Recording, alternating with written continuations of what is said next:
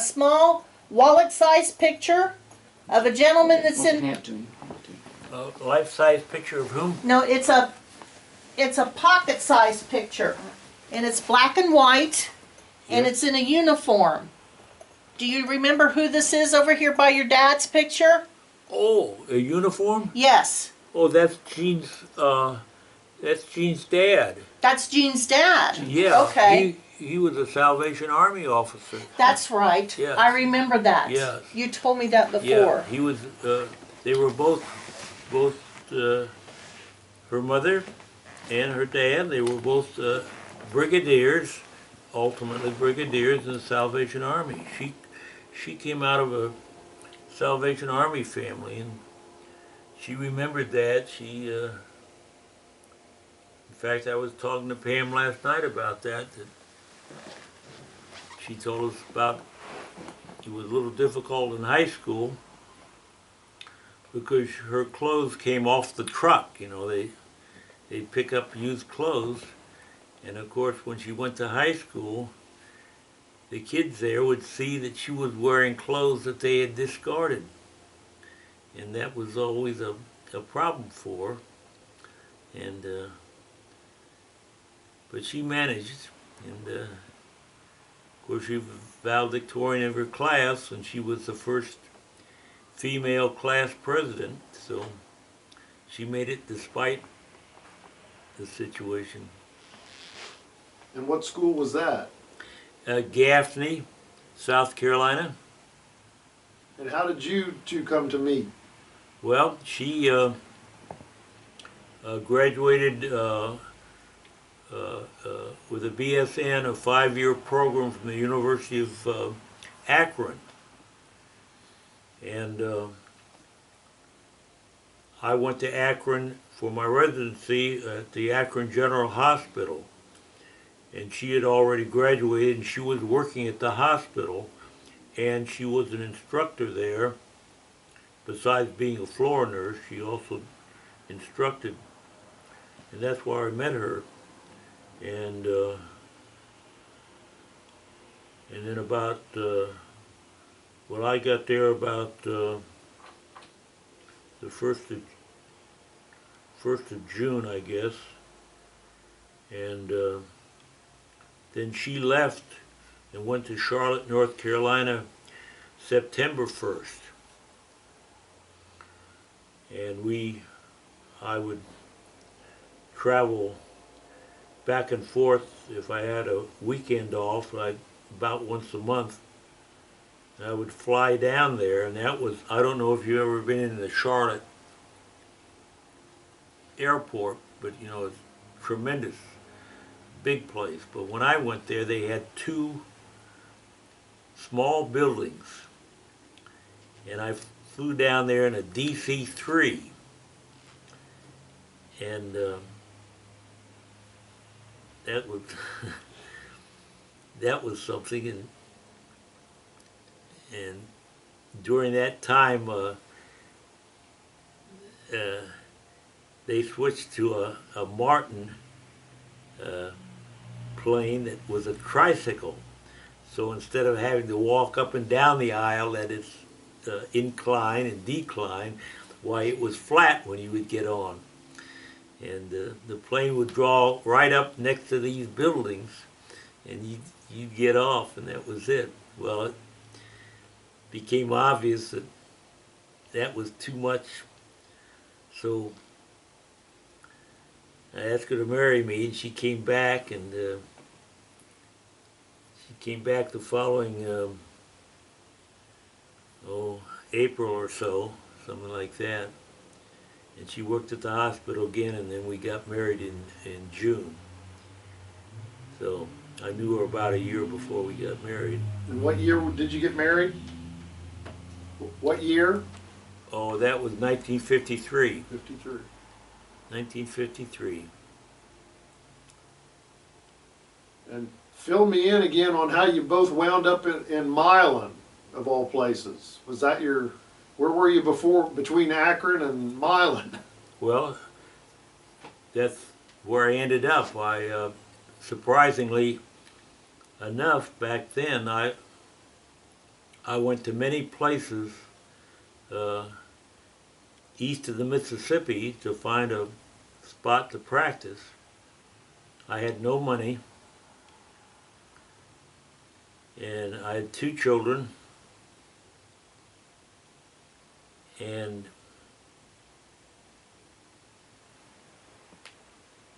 I would say retrospectively my training had been marginal, even though I had 4-year residency, and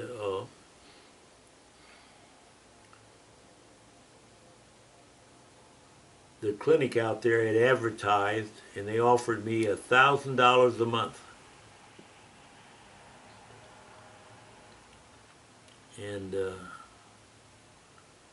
I thought, well, that's something. That's better than I could get anyplace else. And I didn't have any money or any wherewithal to buy equipment or anything else.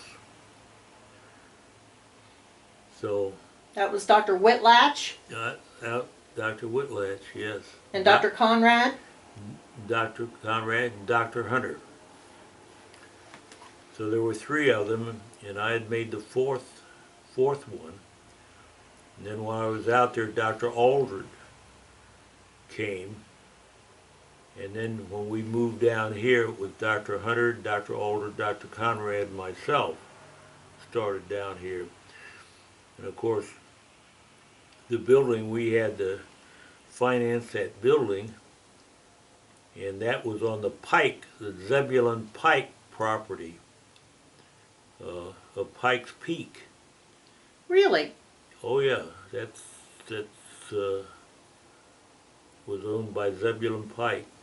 And Where is this, on the Where Bilby the Road? Ludlow Hill Clinic was. On Ludlow Hill. yeah, see, that was a farm up there, and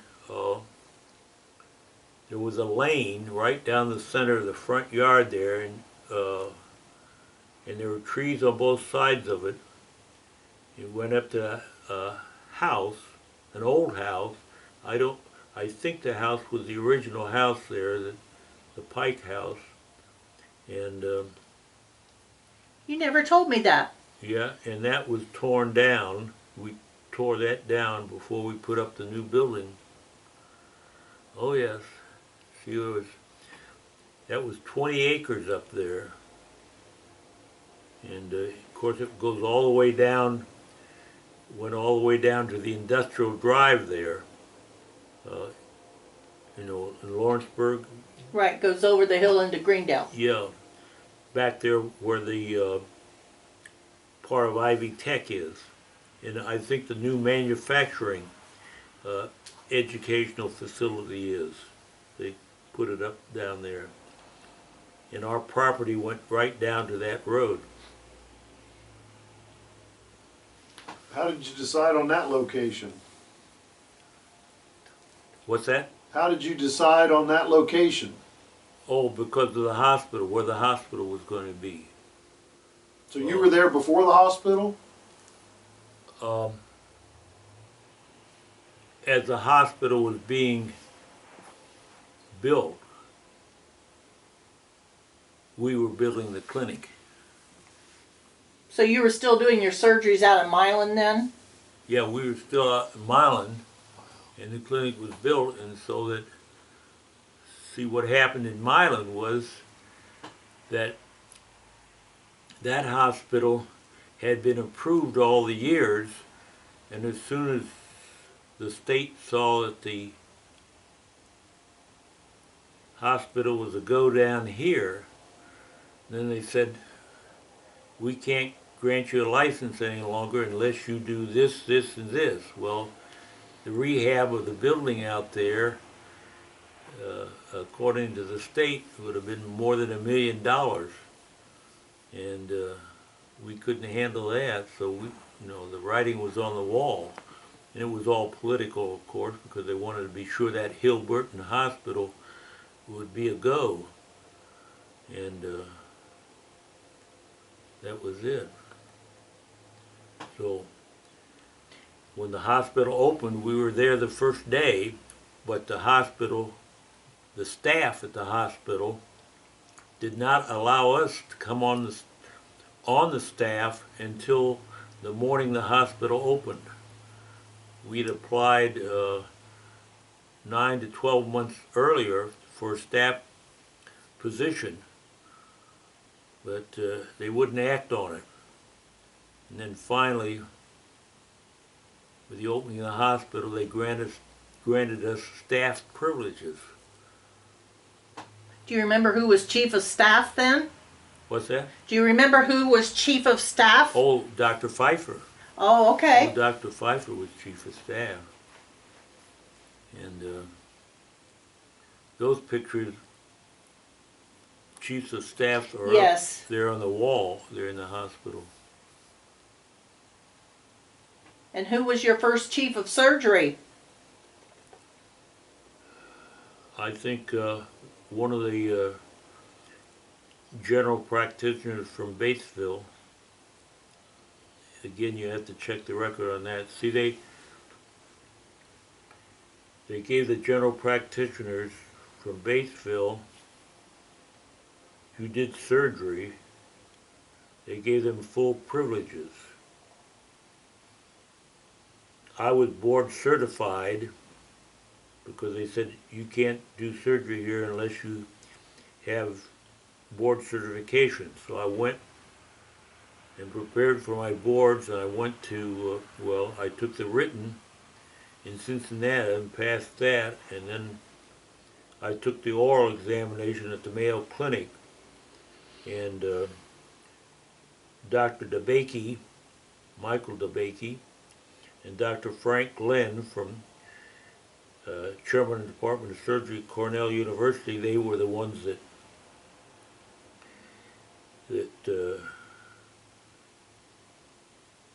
gave me my oral examination along with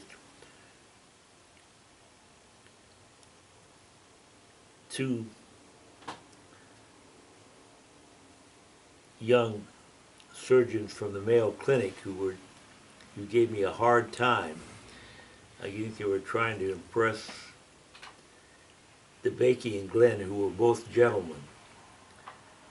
But anyway, I finally passed that, and I got my certification, and I applied for all the privileges that I thought I could handle. And then they said, no, you can't do it. You have to apply for each one individually. So I had to write letters, one letter for each surgical procedure I wanted to do. And it was quite something. That was just initially, is that correct? Yeah. Oh my goodness, when I think of the scope of the things you were doing when I was with you, Well, I can't imagine. it was something. But it was a turf battle, and there wasn't any reason for it because there was more than enough to do. And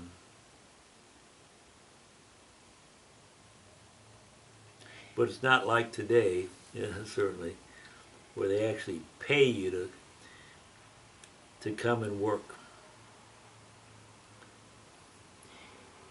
You had kept a journal. Was that from the very beginning? What was that? When you kept your journal, was that from the very beginning? Mm-hmm. Were you ever able to tally up how many surgeries you had done in your practice, in your years of practice, decades of practice?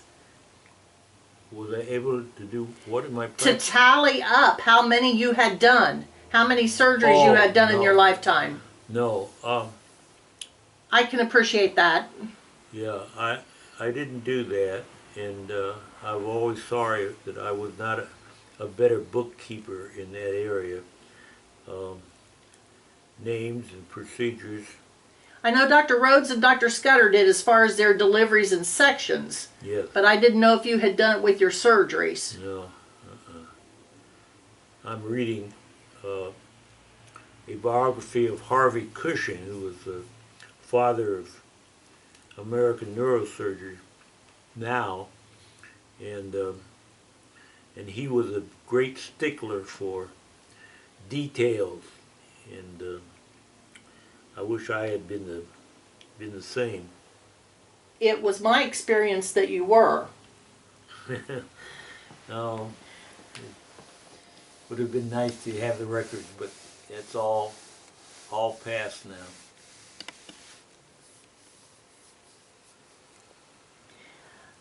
We're hoping when we're able to see this project come to fruition that you'll come and visit. What was that? We're hoping that when we get this project, when we can see this project come to fruition, Oh, yes. that you'll come to visit. Oh, yes. Where do you think you'll have it? Where will you? Richard, you want to address that? Well, we're looking at the old G.C. Murphy building, kind of across from the library, next to Gamble's, across the alley from Gamble's. Remember where the dime store was? Yes, the dime store. Mhm. Yeah. Yes. And Charlie Hill owns that now, and he's being very nice and cooperative with us, and we just have to go out and do a little capital campaign, raise some funds, and buy the building from him, and try to do it in a way where he doesn't suffer some severe tax consequences. So we have some more homework to do on that. We did Are get, there apartments upstairs in that building? Yeah, so that'll help sustain the museum, but there have to be some rehabilitation, and I'm hoping to we'll apply for some funds from the Indiana Housing Finance Authority and help get that done. we hope to expand this to have a museum, maybe even a gift shop, and some type of eatery in the back, like maybe a soda fountain or a grill or something, to where people will want to come in and spend time in there. It's going to be a full-on project, and we are under the auspices of the Historic Hoosier Hills. We have gotten our 501(c), is it? Yep. We are now officially non-for-profit, and we're able to go full steam ahead.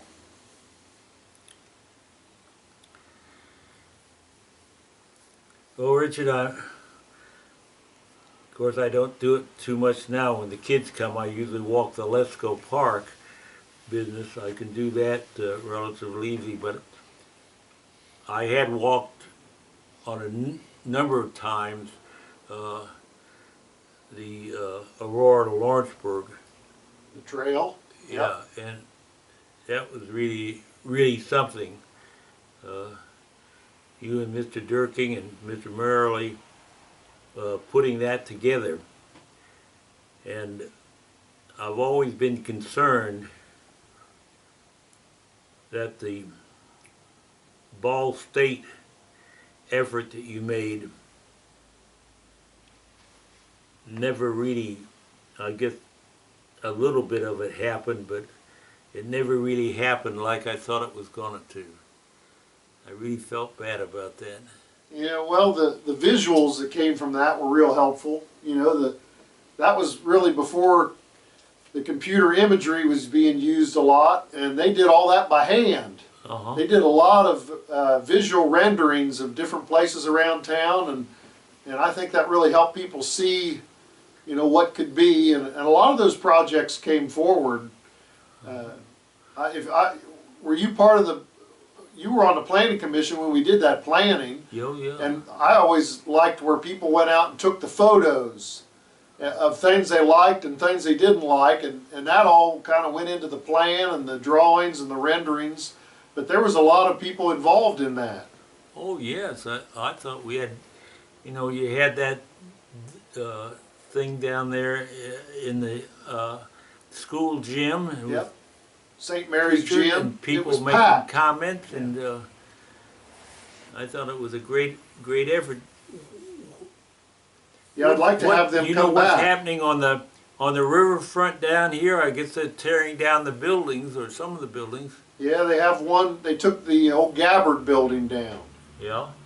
but the one that joined to it is still standing, and they're putting murals in the windows there. So they want to make a park, a riverfront park, which is probably a good idea since that's the first area of town that gets water. So it'd be good just to make that a public gathering space. They want to make that a kind of a public park area, green space. What about anything on the bicycle path down to Rising Sun? Well, I don't know. I set up Donnie with a contact person, and Donnie met with them. This has been a little over a year ago, and he was trying to do some acquisition of property along the river, but somebody's building a structure at the end of the trail now. Oh, what is that structure? I can see that. I wonder if it's Charlie Locke. It might He be. has the house that sits Yeah. up there, and he has his trailer trucks there, and Right. I bet it's going to be a garage for him to work on That's his what I thought, trucks. too. Yeah, Yeah. yeah. What's that? The gentleman that built a 2-story house right there that used to be Woody's Hump, he's a truck driver, and he owns big semi-trucks, and I bet it's a garage for him to work on his vehicles. He was always parking his truck down there, and he owned all that, and he had it for sale for a long time, and I have to look it up, but I think maybe he's kept it for himself and is because he put this structure right across from his house, and It obstructs his it view. kind of ruins Yeah. his view, so I don't think he would allow something like that to happen without his own hand in it, you know. Well, that's too bad. Well, hey, Doc, the plan was, when we went to the state of Indiana, was to widen the highway, you know, all the way from Aurora to Rising Sun, and they've done a vast majority of that, but there's like a total gap of maybe 4 miles, where if the state would do the land acquisition and widen the road, the plan was to have the trail on the berms. But I don't know if the state's gonna ever finish any of that. What happened with that was Chip Perfect Excuse me and for who else? a minute. I'll be Sure. back. Okay.